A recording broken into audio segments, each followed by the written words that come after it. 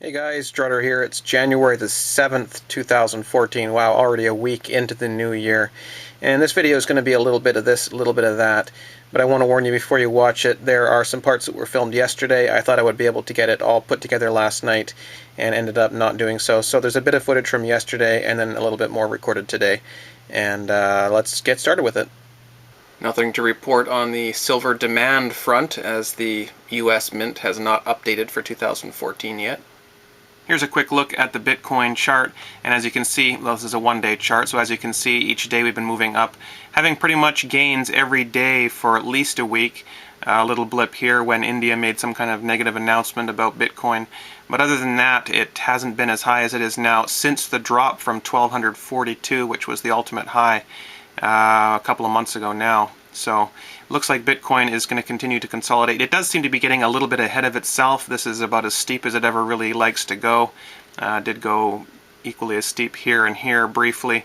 So I wouldn't expect it to break that new high until it's had at least one pullback along the way. So maybe it'll go up to 1100 and then come back to 900 and then resume upward. But it does seem to be in a sustained, strong upward movement again. And I do expect it to break that 1242 and continue on, probably even before the end of January. Bitcoin update since that last footage was recorded yesterday, actually, and it does look like it has come back from over 1,000 back down to 900 as of now, and it may come down a little further as well, I'm not sure, but it's good to see that it does have a pullback there, because it has it did move up a little bit too quickly here, I think, and now it's sort of more back on track, following along this moving average line here in orange. So that's good for long-term health for the chart, in my opinion. This is just one of many announcements I've seen recently regarding Bitcoin and its acceptance in more and more places. Tuition at the Cyprus University actually is one that I saw recently. So Cyprus is where people moved into Bitcoin early on around the $30 or $40 level, and that's what is credited with rising Bitcoin price above $50 originally, was the craze in Cyprus when they had their bank closures and their holidays there. They had to find some way to transact and things, so they moved into Bitcoin. So it's interesting that their university is now accepting for tuition Bitcoin. But Zynga, which is the gaming company that makes, I think, Farmville and a couple other games, is now allowing you to pay with Bitcoin, or at least working on doing so. So it's definitely being accepted in more and more places all over the place. It's not just little coffee shops in downtown Vancouver. It's not just China's version of Google, Baidu. It's all over the place. And when a currency has more uses and is accepted in more places, its status as a currency grows, its market cap grows, and the price per unit has to go up. You're looking at my video from yesterday, Don't Legalize Cannabis. And if you haven't seen that one, I recommend you go and have a look. It's getting quite a few views, so I'm pretty happy about that, because this is a message that I really want out. I'm tired of the legalization thing. I don't want to legalize, I just want freedom. Legalization is code for government control, and that's not cool with me. But anyhow, what I wanted to say about this is I am really sorry about this. Comments are disabled for this video, and this is a message you've seen on every video that I have had since Google Plus took effect, which was, I think, almost 3 months ago now. No, I will not get a Google Plus social networking account on a different website so that I can leave comments and view comments on this website. It doesn't make any sense, and the Google Plus system is completely privacy-destroying system. I am not going to use it, and that's my stance. So if I can't use it, I can't interact with the comment section on my videos, and if I can't comment or reply to comments or manage comments, then we can't have comments. That's just how it is. I don't like that. I really like what happens when we have a comment system that works here. But if all we can have is a comment system where a few people say Google Plus users can leave their comments and no one else can, forget it. And I know there's a lot of other channels out there in exactly the same boat.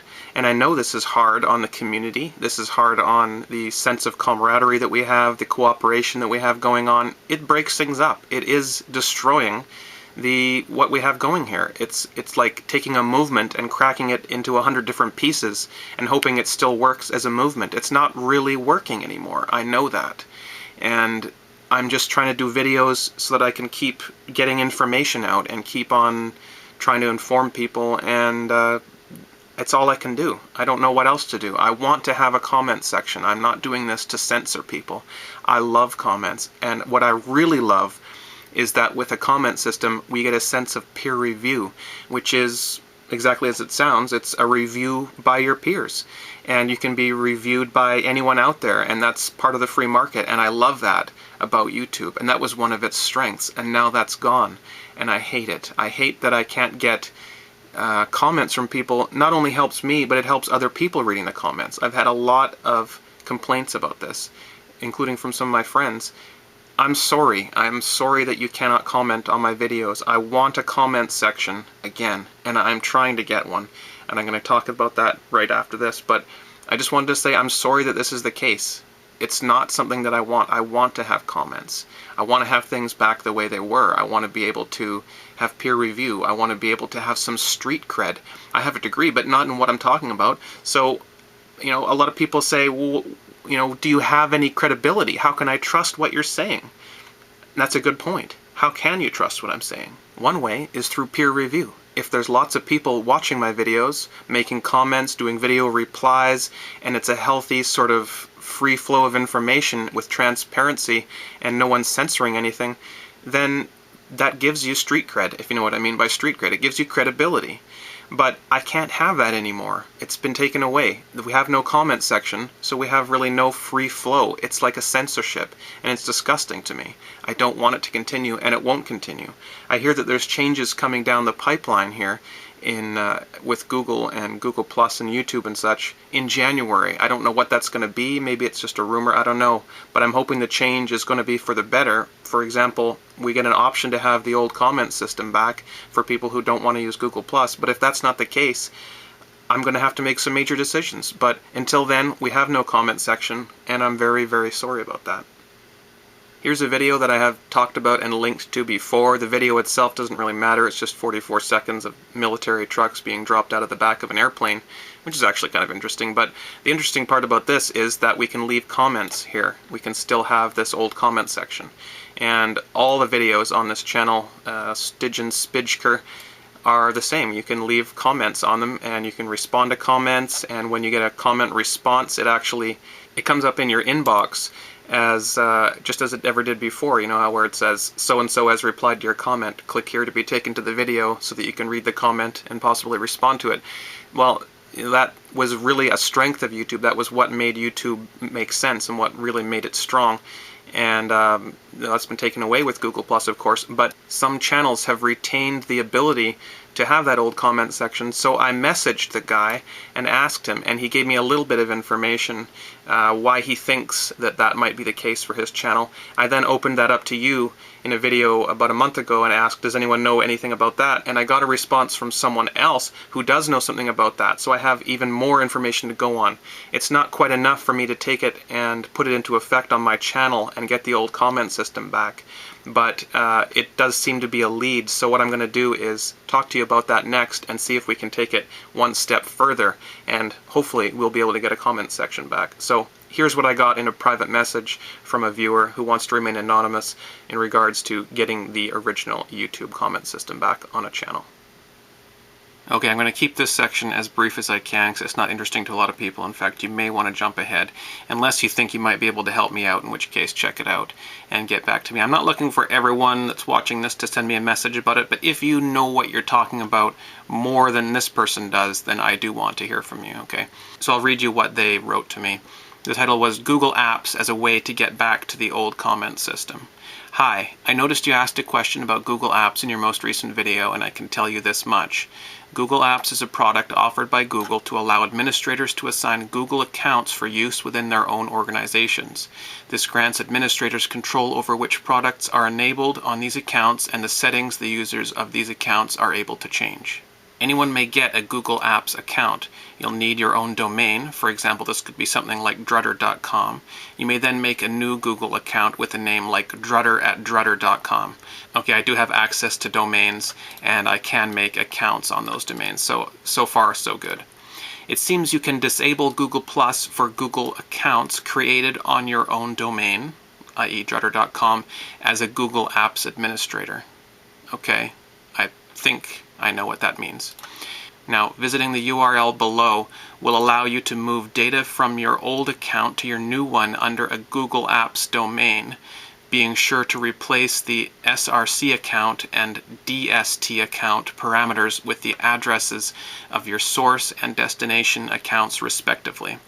And then there's this URL here, google.com/dashboard/migration/ SRC account equals, and then your current account at whatever.com, and DST account equals your new account at whatever domain.com. So I guess if you go to that URL, that's all it takes to do the transition, I guess, of all your data from one account to another onto a new Google Apps account, I think. And it says, I do have an account that is a member of a Google Apps domain and can verify that this process will allow me to transfer across my YouTube settings. It looks like I'd keep my channel and whatnot. Okay, for me, looks like isn't good enough. I'm not going to do something that looks like I'll be able to keep my channel. There's no way I'm going to risk my channel on something, you know, on a test. So, and I don't have a second channel that I can test it with, and I don't intend to get one, so I'm not really sure about this part yet. Then it says, I'm able to disable Google Plus in the Google Apps admin console, and then he gives an image which looked like this. Just says Google Plus, turn off Google Plus for everyone. Google Plus will be turned off for everyone in your domain. Helpouts will be turned off as well. I don't know even know what that is. It may take up to 24 hours, okay. And then he says, and then transfer my YouTube channel from my current Google account to an account in my Google Apps org. And then he gives another image, and I've blacked out some of his personal information here, but this page said, YouTube, most of the information associated with your YouTube account will be preserved, including everything on your channel, your uploads, your favorites, your playlists, and your subscriptions. However, some data may be lost, such as any connections to third-party social networks, like Twitter and Facebook, which I don't have, or any movie rentals you may have purchased. I didn't even know you could rent movies on YouTube. But anyhow, back to the text here. And then he says, Google's landing page for Google Apps may be found at google.com/a. They used to offer a free option, but I'm not sure it's still available. There's a page in their support section detailing their decision to prohibit creation of new free Google Apps accounts. And then he gives a link for that if you want to go check that out. And then it says, just a disclaimer, I'm no Google Apps expert, but I spent a few minutes throwing together that information in case it can help you out. I've found your videos to be informative and entertaining over the years and wouldn't like to see your efforts taper off because of Google's antics. Yeah, well, neither would I.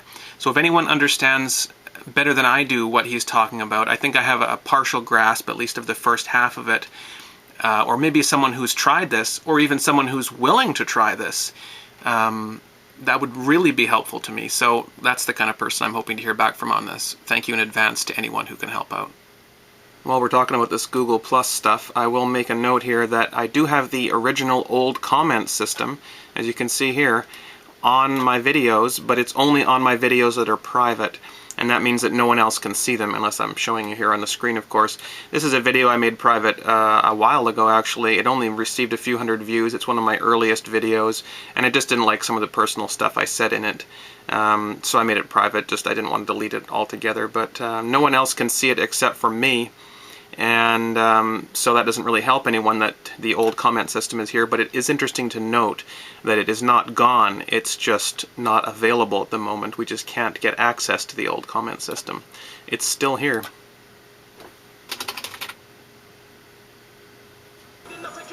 Well, the name on the door at the Federal Reserve has changed. Probably not all that much else, though. And remember, if you criticize her, it's because you're a woman hater, not because there are actually any valid criticisms of the Fed chairperson. U.S. stock market remains at an all-time high today, and the U.S. mainstream media is saying, don't worry, no sign of a bubble, don't sell, in fact, keep on buying. Remember how on YouTube about a year ago, your inbox was right on the main page, right on your main YouTube page with all your subscriptions and stuff, and it would tell you if you had any comments or replies or private messages? Well, then they moved it over here, and then you had to go in here and pull down this menu, and it was one of the 7 things in this menu. But wait, there's only 6 now. I just noticed that as of today, they've taken the inbox completely out. They really don't want people communicating anymore or using YouTube to, to network or to form communities and stuff like that. So they've taken it out completely. Real bastardly move. But what you can do is you can get there manually by going to youtube.com/inbox, or you can set yourself up. This is Firefox. If you have Firefox, you can set yourself up little buttons. These are like bookmarks, but they're just really convenient. So you can go inbox, and it goes right to your inbox. And there it is, youtube.com/inbox. That's what you need to do. Myself, I've set it up so I can go there directly, just clicking on this little shortcut. Because I get 20 or 30 messages a day. It's the only way to communicate now on YouTube. So I really need to be able to get to that inbox, and it sucks that they've taken it not only off the main page, but really removed your ability to find it at all. I bet you there's going to be a lot of people who don't even know they still have an inbox and still have messages. So maybe go and check your own messages. Go to youtube.com/inbox and see if there's anything there, because YouTube's not going to tell you if there is anything there anymore. And just a message about how to actually send someone a message. It's not on the main part of their profile page. It's not under discussion even. It's under about. So you have to learn about someone to send them a message. It shouldn't be under about, of course, but there it is. Send a message. I did a video last night, my 420th video, called Don't Legalize Cannabis. And what I wanted to say about that today is that overnight that video got about 1,100 views. When I got up this morning it was about 1,100. And that's one of the most viewed videos I've had in a long time. Usually I get maybe a few hundred overnight, and then about 1,000 over the following weeks. This one got 1,100 in the first night. And then something weird happened. It hasn't received any more views since then. Well, about 150 more views since this morning, which is absolutely atypical for a video that got 1,100 views in its first 8 hours. So something is weird with that. This was going viral, essentially. This could have got 5,000, 10,000 views or more, and now it doesn't look like that is going to happen. And then simultaneously, over on CNN, the mainstream media is telling us that support for legalization, not freedom, but legalization, which is government control, is growing and growing and growing, and saying that the public is driving this push to legalize cannabis. Well, they call it marijuana, which is the government's slang term they invented in the 30s and 40s to make it sound Mexican and scary, two things that it is not. But anyhow, they say that support for the legalization movement is coming from the public. It's not. It's coming from the media. The media is flogging legalization. The government wants legalization because that's how they're going to control it. They know they can't keep it illegal. The people have woken up. But what they can do is legalize it, which gives them 100% of the control and revenue. And just a quick update now. After 1.5 days, it's the day after I recorded that last clip, it's only got 1,443 views. So that's a really, really strange curve. It went up to about 1,100 in a few hours, and then just almost completely stopped. It's just trickling in since then. Normally the views for a typical video, especially on my channel, would go something like this. In the first while you get the most number of views, and then over time that starts to even out, and then you get less and less per unit time, and then it'll just flatten out like that and then just slowly go up over time from there. But what happened in this case was, after just a very few short hours, the view count tapered off and has barely added any more since then. So something appears to have happened there. I know that there's censorship on YouTube. It's not some conspiracy theory or whatever. It does happen on YouTube. People have proven it. And I've seen it happening. And I know that there's something going on with my channel because I used to be able to go viral with videos. I used to have videos that would get, 5, 10, then, hundreds of thousands of views sometimes. Now when I do a video, it's almost always the same. It just goes up to like 800, 1,000, 1,200, 1,500, and then it evens off and that's it. Something's different about YouTube in the past couple of years. I don't know if my channel specifically has been flagged and put into a certain category that makes it harder for my videos to get recognized or be shared or be shown around. I don't know. But, I don't complain about this because I care about the views. I'm not trying to get to a certain number of views or anything like that. But I do care about censorship, and I think it's a real problem. And when you're involved in alternative media, you have to come up against censorship sometimes, and you have to mention it. You have to point it out when it happens. So, you know, it's happening to me, and I'm just pointing it out. I'm going to leave it there for today. This is a weekly silver chart going back about a year. There's that drop from 35 at QE3 or QE4. And we are just off of that low of 18 bucks back in June or July, sitting at $20, which is where we started the year 2014. So it's been up a little bit, and it's back down to just under 20. So we will keep an eye on that, but the next video probably will be about the silver demand. The US Mint hasn't updated yet so far this year, so that's got to be coming soon, probably tomorrow or the next day. And I'll release those data and my analysis of them when they're out. Thanks, guys. Talk to you soon.